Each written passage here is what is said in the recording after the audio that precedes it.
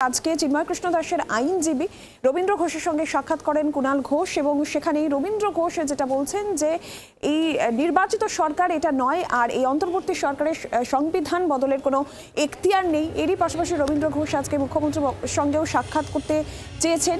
বাংলাদেশের যে সামগ্রিক পরিস্থিতি, বর্তমান পরিস্থিতি, সেই বিষয় নিয়ে তিনি সরব হয়েছেন। অন্যদিকে কুণাল ঘোষ তিনি বলছেন যে বাংলাদেশের পরিস্থিতি নিয়ে কেন্দ্র যা সিদ্ধান্ত নেবে, কেন্দ্র যা করণীয় তা করবে। আমরা একবার শুনবো যে চিন্ময় কৃষ্ণ দাসের জামিন মামলার শুনানি ২রা জানুয়ারি রয়েছে আর এই প্রসঙ্গেই তার আইনজীবী রবীন্দ্র ঘোষ কি বলেছেন শুনবো।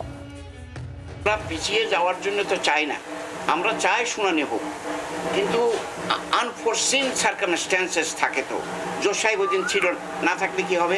যদি জজ সাহেবুদ্দিন না থাকে, এখন তো বলতে পারছেন যদি জজ সাহেব থাকে তো এক কথা, জজ সাহেব যদি ওদিন না থাকে, উনি অ্যাবসেন্ট থাকে। আমার যাওয়ার ইচ্ছা, আমি আগেও বলেছি, আমার একটা শারীরিক প্রবলেমের কারণে আমি রয়ে গেছি। আপনি কি যাবেন 2 তারিখে? আমার যাওয়ার ইচ্ছা আছে।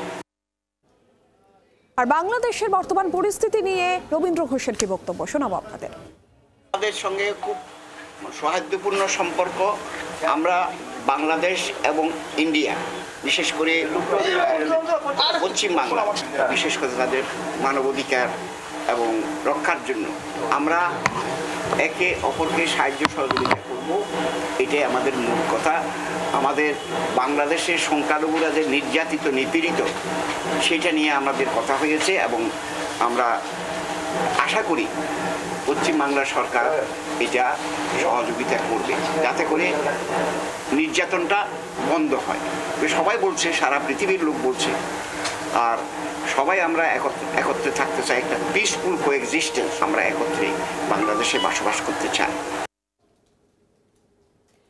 আর এরই পাশাপাশি যেমনটা আপনাদের শোনাচ্ছিলাম যে চিন্ময় কৃষ্ণ দাসের আইনজীবী সন্দীপ ঘোষ, রবীন্দ্র ঘোষ, তিনি যেরকম বাংলাদেশের বর্তমান পরিস্থিতি নিয়ে সরব হয়েছেন, মুখ্যমন্ত্রীর সঙ্গে সাক্ষাৎ তিনি করতে চেয়েছেন। আমরা গোটা বিষয় নিয়ে আরো বিস্তারিত জানবো। বরুণ সেনগুপ্ত টেলিফোন লাইনে রয়েছেন আমাদের প্রতিনিধি। বরুণ, রবীন্দ্র ঘোষ তিনি মুখ্যমন্ত্রীর সঙ্গে সাক্ষাৎ করতে চেয়েছেন, তিনি বাংলাদেশের যে বর্তমান পরিস্থিতি সেই বিষয় নিয়ে সরব হয়েছেন ইউনিস সরকারের বিরুদ্ধে। একটু বিস্তারিত জানতে চাইবো।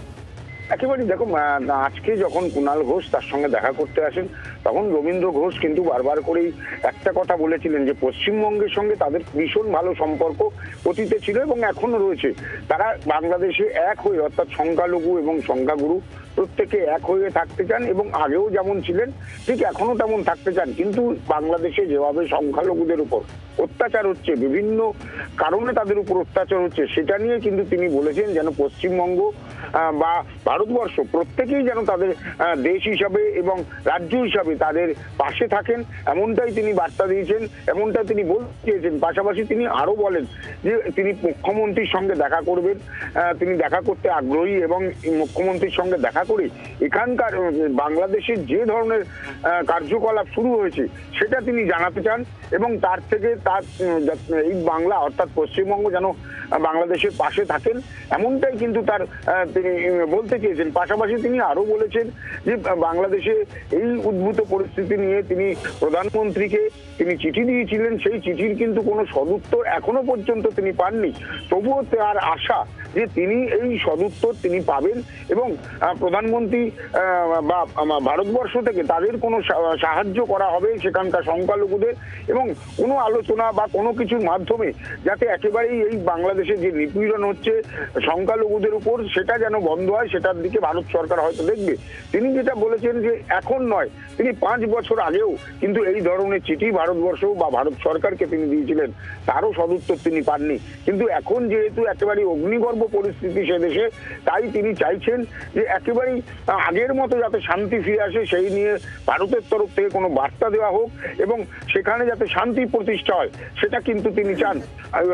চিন্ময় কৃষ্ণ দাসের কিন্তু আইনজীবী তিনি যেটা বলছেন যে গতকালই 2 তারিখ তার যে চিন্ময় কৃষ্ণ দাসকে আবারও তোলার কথা আছে কোর্টে, কিন্তু যেভাবে চিন্ময় কৃষ্ণ দাসকে বলা হচ্ছে তিনি অসুস্থ, যেভাবে তিনি বিভিন্ন বাংলাদেশের সংবাদ মাধ্যমে বিভিন্ন রকম প্রচার করা হচ্ছে সেটা নিয়ে কিন্তু তিনি উদ্বিগ্ন। তিনি যেটা বলছেন হয়তো সেই সরকারই জানি না যে চিন্ময় কৃষ্ণ দাসকে সেখানে কোর্টের এনে তাকে বিচার দিতে, এমনটাই কিন্তু তার বক্তব্য। এবং তিনি যেটা বলছেন তার শারীরিক অবস্থা ভীষণভাবে ভেঙে পড়েছে এবং তিনি শারীরিকভাবে অসুস্থ। তিনি সেই চিকিৎসার জন্যই এদেশে এসেছিলেন। সুস্থ হলেই তিনি কিন্তু বাংলাদেশে ফিরে যাবেন এবং সেখানে গিয়ে আবারও কিন্তু তিনি এই চিন্ময় কৃষ্ণ দাসের যে আইনজীবী হয়ে তিনি কাজ করবেন। 2 তারিখেই তার যাওয়ার কথা। তিনি যেতে পারবেন কিনা এটা তিনি এই মুহূর্তে বলতে পারছেন না, তবে যাওয়ার ইচ্ছা তিনি প্রকাশ করেছেন এবং যাওয়ার ইচ্ছা তিনি বলছেন যে তিনি যেতে চাইছেন। ধন্যবাদ বরুণ। আর আজকে মুখ্যমন্ত্রীর সঙ্গে সাক্ষাৎ করতে চেয়েছেন রবীন্দ্র ঘোষ, এই প্রসঙ্গে তিনি কি বলেছেন শুনবো। আমি যদি একটু সাক্ষাৎ করতে পারি মাননীয় চিফ মিনিস্টার মমতা ব্যানার্জির সঙ্গে, কি বলবেন সাক্ষাৎ করে? আমি একই কথা বলবো, একটা পিসফুল কোএক্সিস্টেন্সের কথা বলবো, যাতে বাংলাদেশের সংখ্যালঘুরা শান্তিতে থাকতে পারে, সেই কারণে কথা বলবো। বাংলার আওয়াজ, বাঙালির আবেগ, জি 24 ঘন্টা।